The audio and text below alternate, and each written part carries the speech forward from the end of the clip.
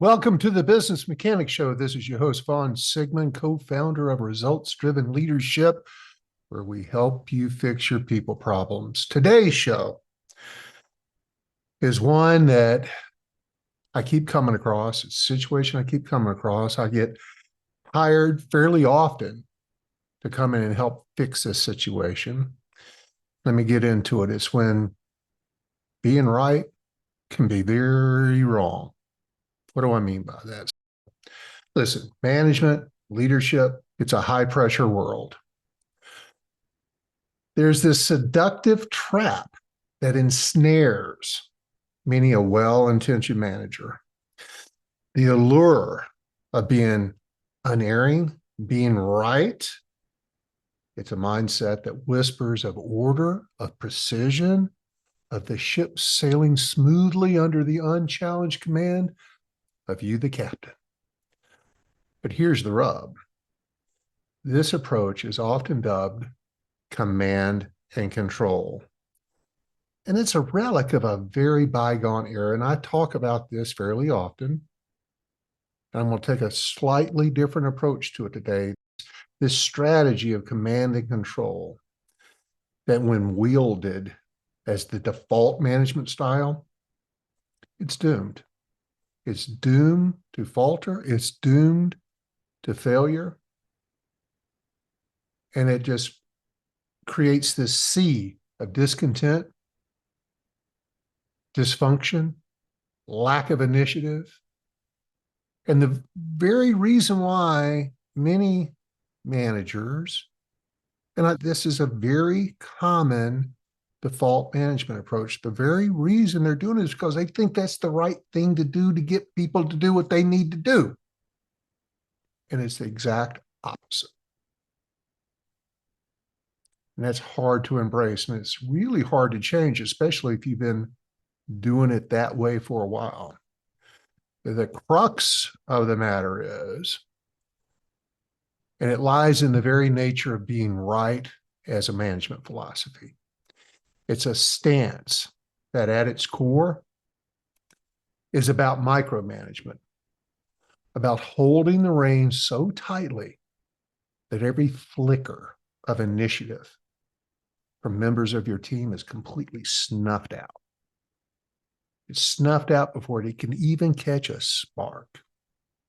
It's a world where the manager's word is law, where deviation is discouraged. My way's the way. And where the vibrant tapestry of diverse ideas is bleached monochrome. It's a monochrome of compliance. It doesn't allow for thinking.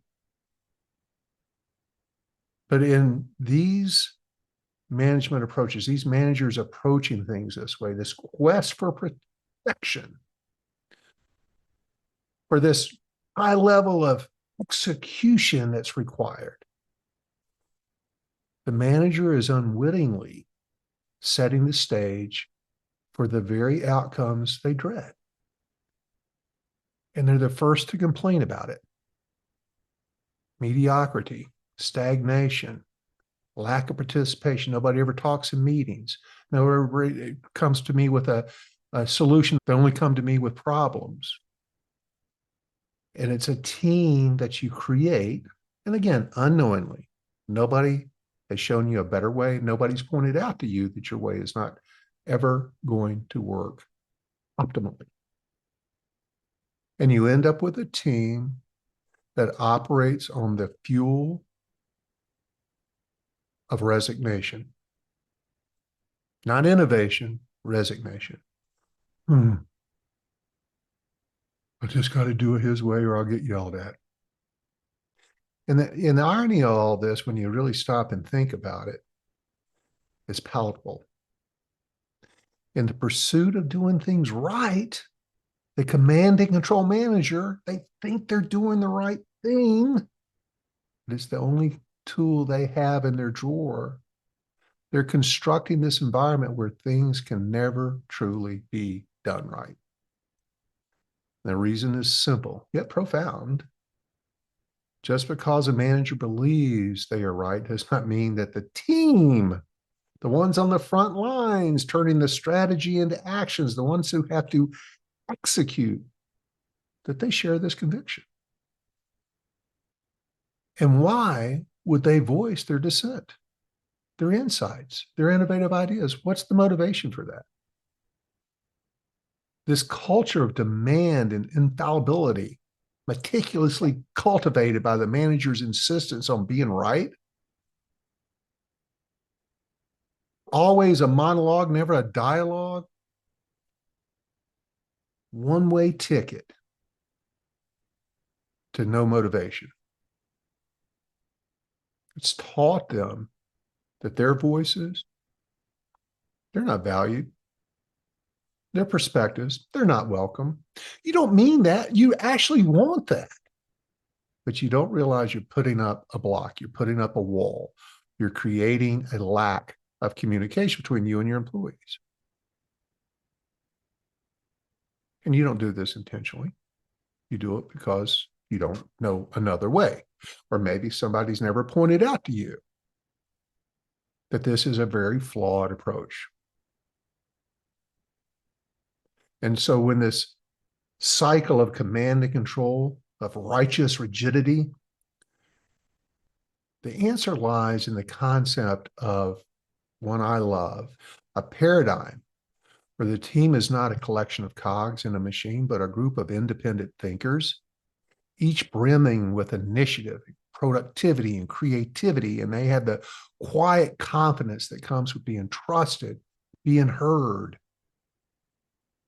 In this model of decentralized command, the manager is not the overlord, but they become a facilitator, one who sets the vision and empowers the team to figure it out, to help them, guide them to navigate the path forward, drawing on their ideas, drawing on their experiences, drawing on their opinions, working collectively as a force multiplier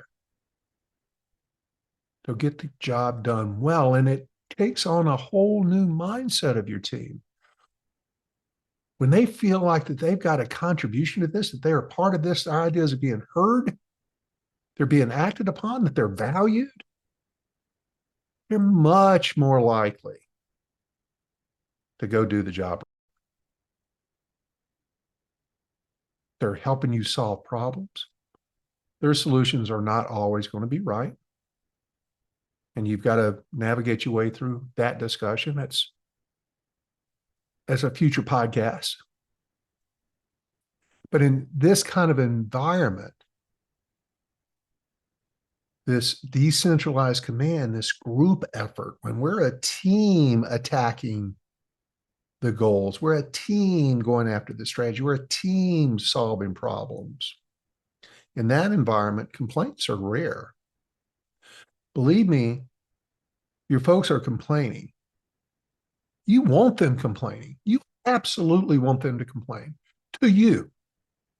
But if you're not the person they can come and feel safe and secure to complain to, or bring ideas, or tell you that something's wrong, they're just going to talk to each other. And what does that accomplish? You can't fix what you don't know about. Let's open the door and let them complain. Always embrace complaints. It tells you what's wrong. So many managers want to complain about complainers. I'm telling you, you want to hear them. You want to dissipate that complaining energy with you, not with each other. Because if you know about it, you can do something about it, and you better do something about it. You want an open dialogue. You want collaborative problem solving. You want them coming to you with solutions, not just the problems. But if you don't give them the ability or the environment to think, they're not thinking. But when you do, it's amazing. Contributions soar, not out of fear of obligation, not because it's legislated, but from a genuine desire to achieve a shared goal. We're part of something bigger. We're aligned with the goal. This is in the essence of effective management. where the focus shifts from being perpetually right to fostering an ecosystem where the right results emerge from a foundation of trust, autonomy, and collective intelligence. There's an old saying, you may be the smartest person in the room. You may believe you're the smartest person in the room, but you will never be smarter than the room. You'll never be as smart as that entire room's brain power. You'll never know that until you tap into it. So to my fellow managers, I say this: let loose, let go of those reins, step back from the helm, and allow your team to chart a course that's not just a destination you set, but beyond it, with their ideas, with their fuel, to horizons you hadn't even dared to imagine. I've seen this happen. I've experienced this using this very approach. I know how powerful it is. I used it for decades. And it's highly successful. I had to learn it. You can learn it too. And in the end, it's not about being right. It's about doing right by your team, doing right by your mission, your responsibilities, and tapping into this unbounded potential that lies within a truly empowered collective team.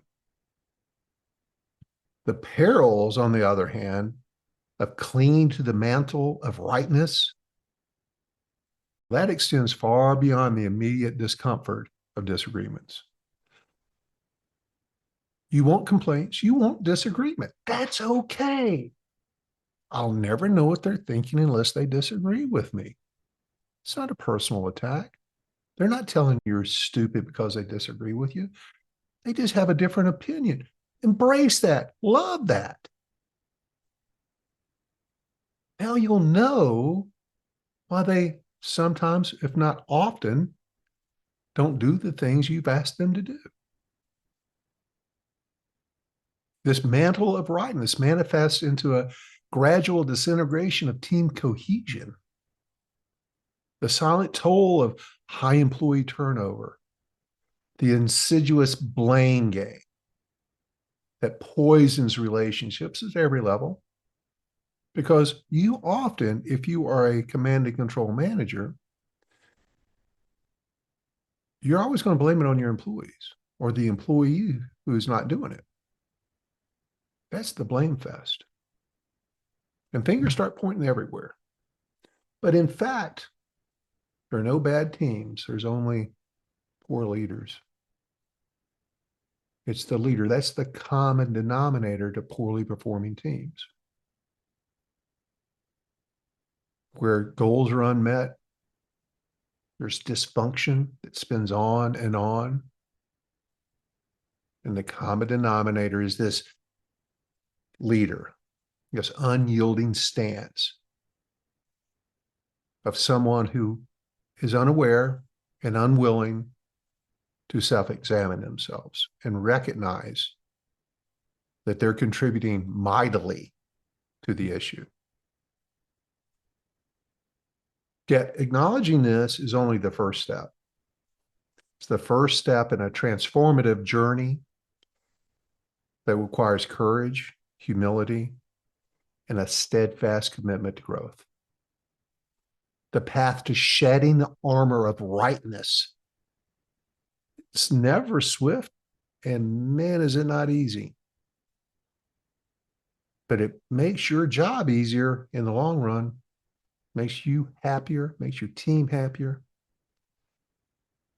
But it requires you challenging to confront the deeply ingrained habits and mindsets that have shaped your approach or their approach for a lifetime. If you're 25 years old, you got 25 years of practice at a bad habit. If you're 35, 45, whatever age you are, you've had that many years of ingraining this as how you approach and manage things. May have gotten you by. May have. But if you want to change, keep listening, because the rewards of making the changes, that journey and those rewards will give you immeasurable sense of accomplishment and success. Let's delve into the heart of the challenge. Let's explore the subtle yet profound ways in which the insistence of being right undermines leadership effectiveness. I'm about to cover, maybe even uncover, the telltale signs of this leadership pitfall.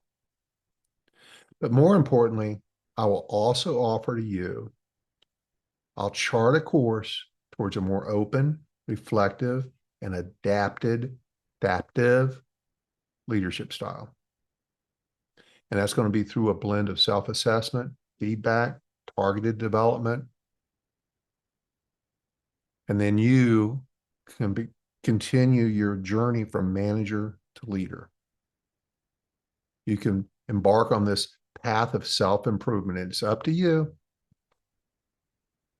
It's up to you to embrace change, discomfort, and that will foster a culture of accountability, resilience, mutual respect, which is huge. So join me. Let's explore this transformative power. I call it the transformational triangle of change. Work on yourself. It will transform your team, which then bleed over to a more successful company. Let me approach this first with a story. This isn't about anybody in particular. I'm coming up with a made-up story that's made up of very true pieces and parts. And I'm going to call the subject of the story Mike. You know, I love the name Mike in my stories. And Mike is the kind of guy you'd notice the moment you stepped into the office. Sharp, experienced, by far the most seasoned manager there. He has a high level of intelligence, and he knows the business front, back, and sideways. However, Mike, when pressured at all, when things don't go well, he has a temper that can ignite at the drop of a hat. And his outbursts are legendary. And let me tell you, this Mike exists in a lot of companies. Like I mentioned earlier, I get hired to fix mics all the time. It's my specialty. I love to tackle these mics. Sometimes I'm successful. Most of the times I'm successful. Sometimes the mics of the world aren't willing to make the changes. They're that right. But back to Mike and these legendary outbursts, these spectacles of fury that are wielded like a blunt instrument to get the team in line. When in full throttle, his tirades are scary. And everybody knows it. Everybody's affected by it. Everybody knows about it. Everybody's affected by it, but the boss. See, somehow around the boss and in front of the boss, he's on his best behavior. But one day, finally, this always happens. Sometimes it takes weeks, months, years, but this happens. It comes around sooner or later. The boss gets a phone call. And then another, and holy cow, the boss realizes they've got a fire burning. And they've named the fire Mike. They finally had enough, and they've reached out in the last vestige of hope that the last person could even possibly do something about it. And that's the boss. See, for years, Mike stuck to this approach. His way was the only way. A lot of one-way conversations, and when things did not go exactly as he thought, see, he was not a great communicator. He didn't always explain exactly what he wanted, so the folks he was giving directives to knew exactly what to do, but they were afraid of Mike. They would not ask Mike questions. They would not get specifics. They would avoid those conversations like the plague because they were afraid that Mike would explode. So the tension, the culture here was an air full of crackle and tension. But Mike, in the whole time, was expecting things just to fall into place. If I just do it louder, they'll finally get it. But the pieces would never fall into place. And despite his intelligence, despite his experience, his team was stuck in this perpetual loop of underperformance, frustrating the hell out of Mike. Every bright new hire that he'd bring in within weeks were demoralized. And Mike was complaining about, who is this person I hired? I hired this bright, cheery, smart person, and now there's no initiative. They can't follow instructions. It's like they've never been trained on anything. Time after time. And Mike wants to always blame the poor candidate pool.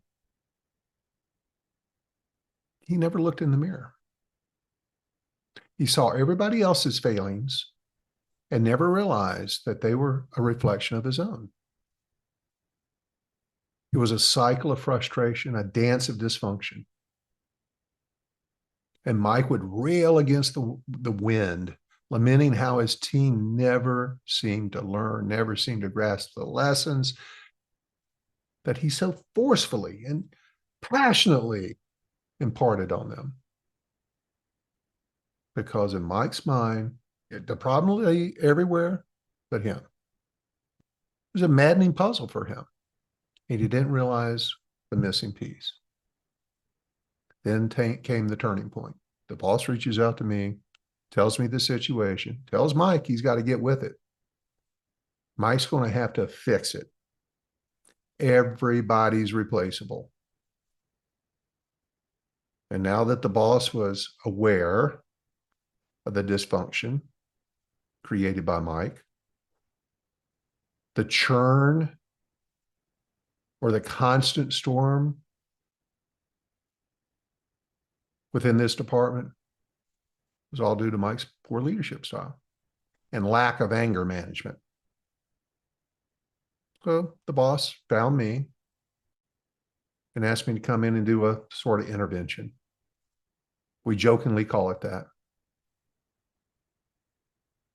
And I came in, assessed the situation. My goal was, first of all, to get Mike to look in the mirror, to realize and to embrace that the problem wasn't them, the problem was him. He was creating his own problems. And let me tell you, it was a rocky start. He fought me. He was a fortress of certainty.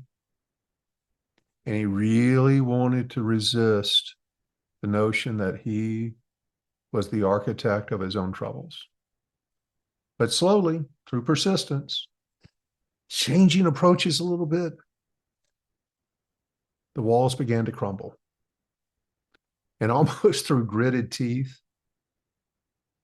a journey inward began for Mike. And he started realizing and embracing the truth that he avoided.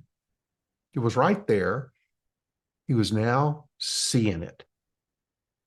He was the common denominator in a math problem that kept coming up short. His eruptions, his iron-fisted way of motivating were not the clarion call to action he imagined. Instead, it was a foghorn, blaring a signal, blaring a warning that sent his team scurrying for cover. And with guidance, we started Mike with DISC and understanding the tapestry of behaviors and communication styles and the needs of others. This really began the epiphany for Mike. It was a revelation that his approach, but understanding that most of his team were high S's, stability, and they're very conflict avoidant. When you speak to high S's in the way Mike constantly spoke with his team, you're like speaking in a foreign tongue, expecting them to be fluent in that language. His aggression, his intensity, it didn't inspire, it terrified. And it turned his team into shadows, silent, evasive, non-participants, apathetic. But they were apathetic out of sheer self-preservation. They had to avoid the conflict. They're very conflict avoidant and passive aggressive. Now that Mike realized the damage he was doing and why he was doing it, how he was doing it, the transformation wasn't overnight, but the path began.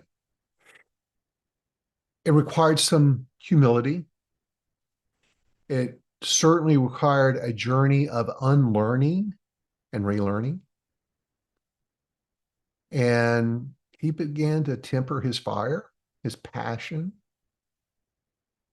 to approach his team not as a general leading troops, but as a guide, a mentor.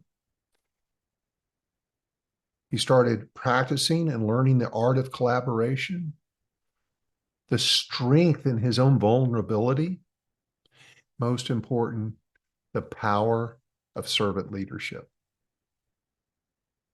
And as Mike changed, amazingly, transformational triangle change. As Mike changed, so did the world around him.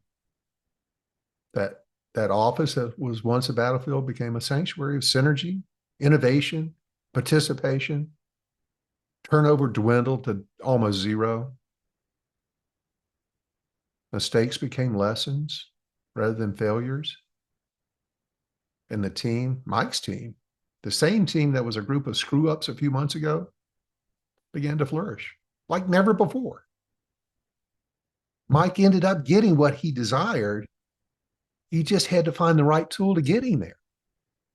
He was now provided that path. And certainly Mike, and again, he's made up of many different individuals that I've worked with through the decade I've been doing this, really through the decades I've been working with people. Came this journey of redemption. It's a testament to transformative power of self-awareness and adaptability. It was a reminder that sometimes to lead is not to tower above, but to walk alongside, to listen and grow together. So is it time to look in the mirror? If you find yourself navigating through some of the following challenges with your team and your workplace, it's likely you have some degree of this issue as I'm the smartest person syndrome. This mindset where a manager believes they hold all the answers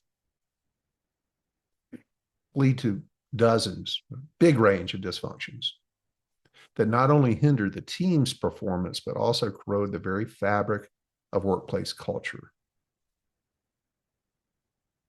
Alignment, engagement, the wanting to do a good job rather than dodging bullets all day. Once again, I'm going to say, you may in fact be the one with all the answers. You may be in fact the smartest person in the room, but I assure you that you are not as smart as the collective room. Bring that room in, and you've got a really powerful force. Let's break it down, shall we? When you're at the helm, convinced your way is the only ticket. When you catch yourself, this is the first thing. Am I somebody that just tells people what to do and then ask them, do you have any questions? Nobody ever has any questions. You might be this person to some degree. And when you do that, you are inadvertently slamming the door to the kind of the out of the box thinking, the problem solutions. They come into you, talking things through, critical thinking. It starts propelling people forward. But if not, if it's a one-way monologue all the time, it's like telling your team, thanks, but no thanks. Because every time they dare to toss an idea into the ring, the result, no ideas, none. Why would they? They have no initiative. You have a creativity drought. And in most cases, you're just approaching the communication and the asking wrong. You've never given them the opportunity to feel safe to offer ideas or objections. And their ideas and objections seemingly are blocked like Akeem, the dream Olajuwon. Your conversations are monologues with Vlad the Impaler. You may not, I'm sure you don't mean to. Nobody goes to work and want to be like this. But that's how you're coming across. We've got to manage perceptions, folks. You may not see yourself that way, but how do they see you? What is the picture you're painting? It really doesn't matter what you think of you. It's what they think of you. That's the next big pause you got to take. Picture this. You're part of a crew, but every time you chip in, your 2 cents gets brushed off like lint off a jacket. If every time you do that, you get blocked or told you're wrong or ignored entirely, yeah, but, that's a very common term with the right people. The people have to be right. Yeah, but. Are you a yeah, but person? Listen, every time you bring up an idea, objection, some kind of suggestion, how long before you check out? How long before your morale hits rock bottom? What if that was you? Maybe you are being treated that way. Maybe that's your role model. Doesn't mean you have to be that way. You can change it. But if you don't, the vibe goes south. Maybe your vibe's a little south too. It's tough to rally the troops when they feel like their insights are about as valuable as a screen door on a submarine. And if you got gossiping going on, you got drama going on, you got dysfunction happening, when you're the self-appointed brainiac of the bunch, it's like you're throwing down the gauntlet at every turn. Disagreements aren't just disagreements anymore. They can sometimes be full-blown showdowns with everyone on edge, ready to defend their corner of the sandbox because they know you're not about to budge an inch. So again, if I fight you, I'm never going to win. And I honestly don't want to fight you. Most people don't want to fight. You're expecting them to give you suggestions and ideas, and they're getting swatted away all the time. You inadvertently do that. You don't know you're doing it. If they're bringing you problems all the time,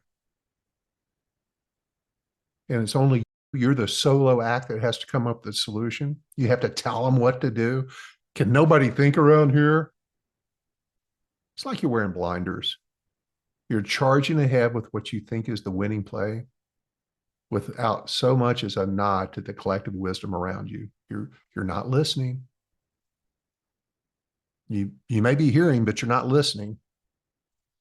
And here's the kicker. That tunnel vision can lead you straight into a ditch. And by doing that, you miss out on all kinds of game-changing insight.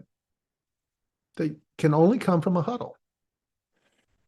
I know right now some of you thinking, I don't have time for all these huddles and discussions. I've got to get going.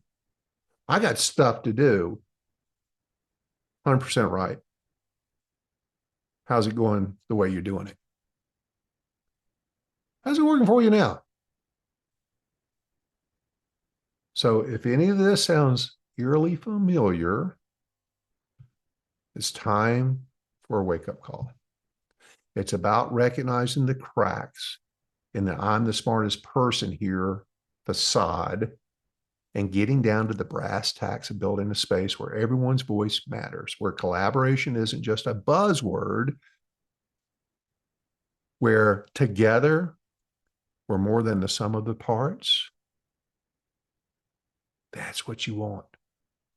Now they're all lifting with you. So you want some solutions? I came up with 5. The life raft is here. Let's tackle this beast of always needing to be right. It's a tough nut to crack, but here's how we're going to start chipping away at it. 5 ideas. 1, dive into the feedback pool. Roll up your sleeves, dive headfirst into feedback. I'm talking about getting the lowdown from everyone, peers, direct reports, even the folks you bump into at the coffee machine. I don't care. Get as much feedback as you can get. What are the perceptions that you created unintentionally? It's all about broadening your horizon and seeing your leadership style through the kaleidoscope of perspectives. Trust me, it's eye-opener. 360 feedback is a game changer. Contact us here at Results Driven Leadership. We've got the Talasher 360 feedback program. Reach out to us. I put a link in the show notes. Check it out. It's very affordable. And it's going to give you the anonymous tool for people to give you that feedback. And once you have a pool of feedback, a collective pool of feedback, you can identify, number 2, the commonalities. So you can zero in on your Achilles heel. Once you've gathered all that intel, it's time to play detective. Look for patterns. Look for recurring themes. Those little nuggets of truth that keep popping up. Find one. Found 2, find 3. Choose one. That's your target. Whether it's beefing up your listening skills, dialing up your empathy, getting a grip on delegation, make that your mission. Pick one thing and start working on it. You don't want to ever start addressing multiple things at once. Pick one thing that you feel good about fixing and getting better at, and work on that until you've got it dialed in. That will be your first big win. And with that first big win, you can go back and choose another. And how do you know if you're winning? Tip number 3, you need to buddy up with a Yoda. Find yourself a mentor, hire a coach, someone who's been around the block and can help you navigate the twists and turns of this leadership journey. This is your Yoda, your Mr. Miyagi.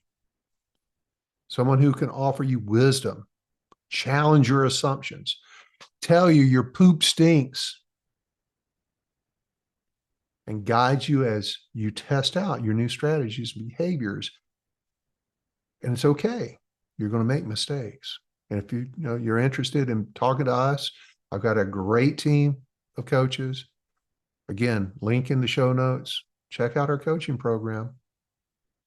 We'll be there. We've all been around the block. We've been there, done that. Some of us have maybe had this same problem and have overcome it. We know how difficult it is. And then number 4, you got to remix your routine. It's time to shake things up and remix your daily routine. Start weaving in those new approaches, these ones you've been mulling over, talking with your coach about, your mentor about, whether it's about how to kick off a meeting, being more positive, giving more feedback, giving more positive feedback, making deposits in an emotional bank account, asking more questions, tackling decision-making as a group. collaboration, whatever it is. Make the change. And remember, Rome wasn't built in a day, and neither will this new habit. But stick with it. You're going to fail. You're going to fall down. You need to brush yourself off. Don't quit. You're not a quitter. Brush yourself off. Go at it again. You're absolutely, especially in the early stages, you're going to screw up. Your natural emotions are going to come out, especially under stress. That's when our bad habits come out. Give yourself a break, catch it, learn from it. That'll help you remember it better the next time. But stick with the program, and you'll start seeing the shifts in how your team operates. And like I alluded to, number 5, make friends with failure. This is the kicker. You're going to stumble. You may even faceplant. But here's the secret sauce. Every misstep is a goldmine of insights. So when you faceplant, you stumble, stop, examine it. Post-mortem it. What was the situation? What triggered me? How can I spot that coming next time? Redirect my thoughts. So then, oh, here's comes. I've got to think about something different. I've got to think about my new habit, not my old habit. I can't go where nature takes me because nature hasn't taken hold of the new habit yet. Mind those setbacks. Make them the priceless lesson that they are. So I'll start wrapping it up. By rolling up your sleeves and tackling these steps head on, you're not just chipping away at the need to always be right. You're laying the groundwork for a team culture that's more inclusive, more dynamic, and hell, a lot more resilient. And the cherry on top, you'll be setting the stage for a level of performance and team satisfaction that's through the roof. You'll find that being right was wrong, and you've got a new path to success. Let's get after it.